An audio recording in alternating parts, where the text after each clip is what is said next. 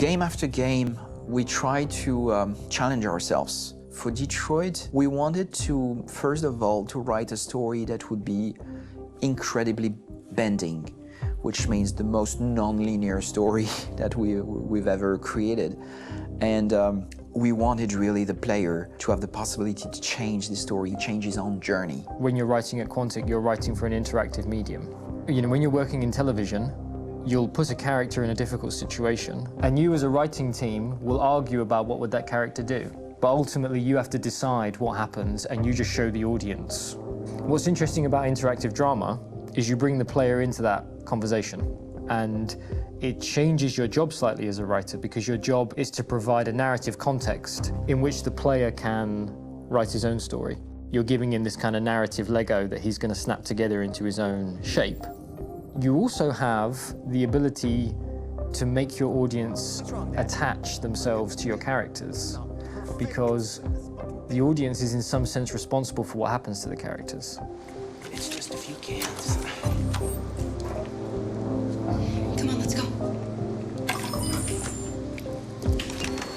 We have some cash now. You used me to steal that money. How could you do that? I trusted you. What is a bit specific about this scripts is how large they are. If you take a film script, there are about 100 pages. But here we have to deal with a script that is between 4,000 and 5,000 pages. Everything becomes bigger because we don't just tell one story, but we tell all the possible stories that can be told within this narrative space. On Act 3, our final act, we have around 1,000 different scenarios, and every one of those scenarios has to be as interesting, as passionate, as strong, and as emotional for the player. We want every action that the player does, every interaction that is available to serve in telling the story, and help the player understand who his character is, and build that character moment to moment.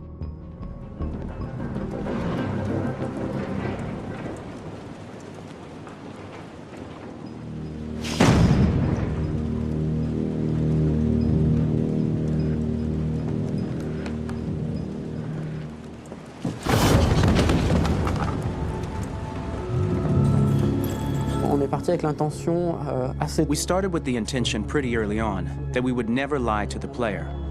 So we implemented a visible tree structure in the game that players can consult during a scene or at the end of it, which shows exactly what they did and what they missed. There are games out there offering world exploration. We offer narrative exploration. You know, keeping control of such a wide and large story is a huge challenge. So, same thing when you shoot with actors, because you will need to shoot many different versions of each dialogue, of each scene. For actors, it's a huge, huge challenge. Because of the style of the game, you have so many different ways that the character can go.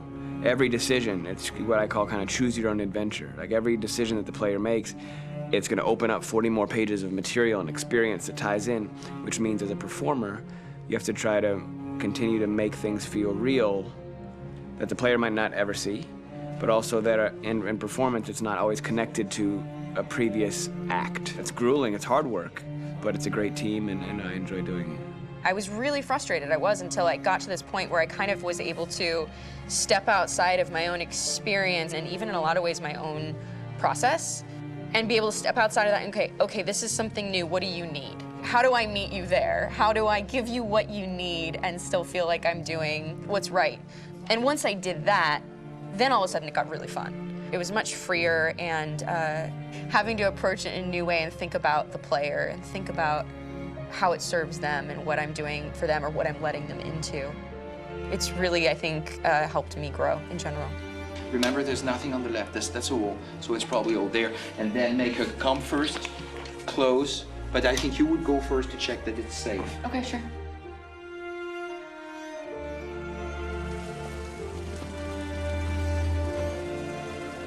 The most enjoyable thing about working in performance capture on this kind of project is that if I shot a film, I would get to do one of these endings.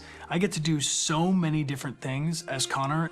Your head goes all over the place because you're trying to keep track of basically 4 different storylines for each different response. What's the name of my dog? Buddy? Scout. I think it's Jack. I can't remember. So I worked with physicality a lot because it was a good way to anchor myself in these different rings of the tree as the story grows out.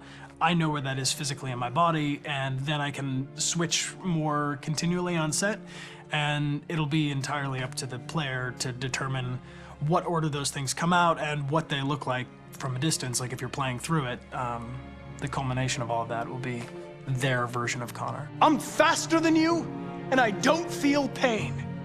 You don't stand a chance against me. Listen, asshole. If it was up to me, I'd throw the lot of you in a dumpster and light a match to it.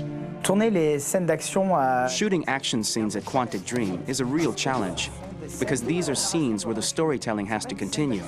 It's not an action scene just to have a dose of adrenaline. The stunts have huge consequences on the rest of the story. It's really a moment where we implicate the player and tell him that the choices he makes during an action scene will have a direct impact on the evolution of his story. Mon plus grand défi sur Détroit aurait... My biggest challenge on Detroit has been managing the large number of animations that we received from motion capture. Detroit features more than 37,000 animations, which is a huge amount to handle on a daily basis. Donc il faut prendre conscience que... You have to realize that the player, in his first playthrough, will miss certain scenes. This also means that we had to think of, conceive, and produce all the potential story paths. The characters' costumes, the places, day or night, the weather. Did the character get shot in the shoulder? Did he get injured? All this consistency forced us to produce a lot of graphic assets in order to, quite simply, allow the player to have true continuity throughout the story. Honestly, we were even surprised by the challenges that come with such a big tree structure, and we did our best to guarantee quality across all the game and make sure that whatever path you choose within this narrative space, you will have an equally good experience.